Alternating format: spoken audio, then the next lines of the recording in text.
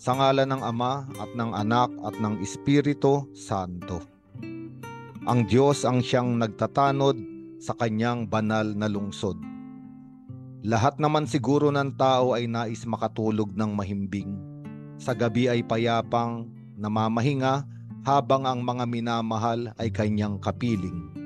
Walang may nais na sa pagtulog, sa higaan ay pabiling-biling. Lahat ay nais managinip ng payapa, ito sana ang hinihiling. Lahat ay hindi nagnanasa na buong magdamag na alumpihit. Sa higaan kung saan ay nakapikit, ngunit ulirat ay naglalakbay, nagninilay sa pait ng buhay. Isa sanang buhay na tahimik, maghapong gagawa at sa gabi sa tahanan ay masaya sanang babalik. Sasalubungin ng mahigpit na mga yakap at matatamis na halik ng mga mahal sa buhay kung saan pagmamahal ay hitik. Sama-samang maghahapunan sa paghuhuntahan lahat ay umiimik. Ganitong uri ng pamumuhay, napakaganda at puno ng saysay. Ligayang inaasam, dumarating at nagbibigay ng kulay. Sa daigdig na ito, sa nilalakarang paglalakbay, bawat nilalang ang pangarap ay tahanang kapahingahan ang ibinibigay. Ngunit kadalasan tila ba ito lamang ay isang panaginip, naglalaho kapag daka tulad ng hanging umiihip.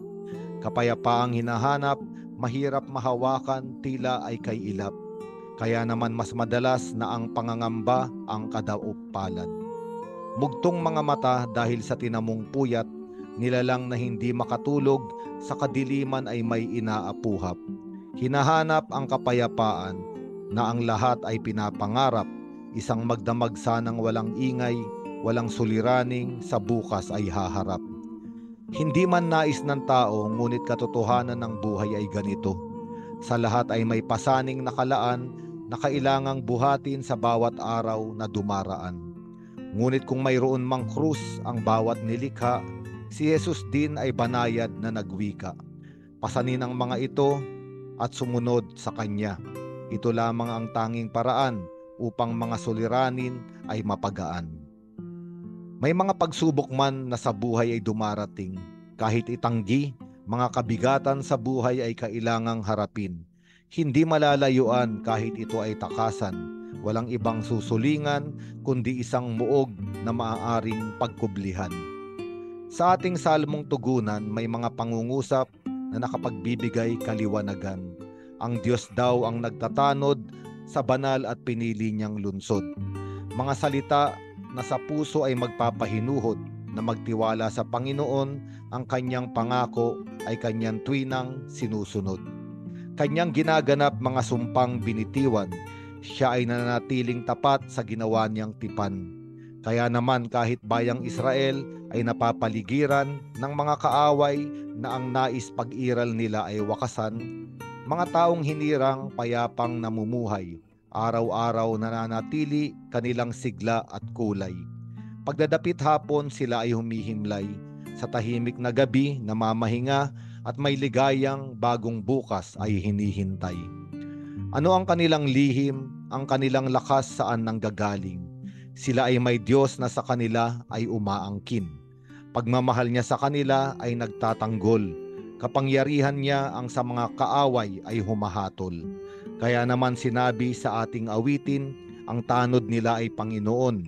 Siya ang nagbabantay sa kanyang mga inampon. Dala nito'y katahimikang matibay na tumutugon, bagamat mga hilahil sa kanilang buhay ay naroon. Kaya sinabi din ni Jesus, sa akin kayo ay manatili.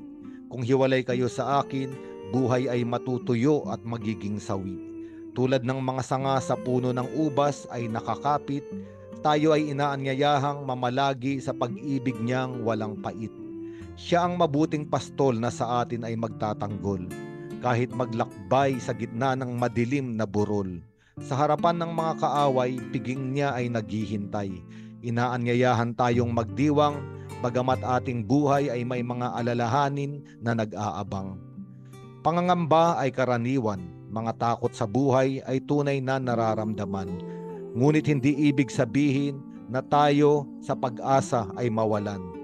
Atin namang totoong nalalaman, isang araw kapayapaang inaasam, makakamtan din sa piling ng Diyos sa kalangitan.